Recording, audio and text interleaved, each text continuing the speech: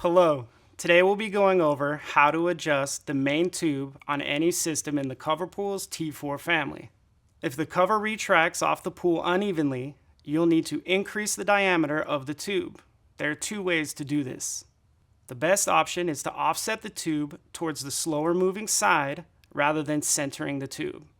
To start, close the cover and loosen the 5/16 bolt on each end hub.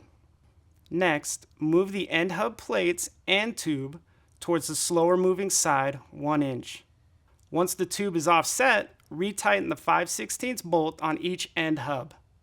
After adjusting the tube, open the cover to make sure it's now retracting evenly. The other option is to pad the tube on the slower moving side. Start with a closed cover. Then remove the first two fabric screws on the slower moving side of the main tube. Next, fold a piece of shipping fabric into thirds and wrap it around the main tube as smoothly as you can. Use duct tape to keep it in place. Once the padding is secured, rescrew the two fabric screws into the tube. Lastly, open the cover to see if it now retracts evenly. If not, you'll need to adjust the padding. And that's how you adjust the tube on your pool cover.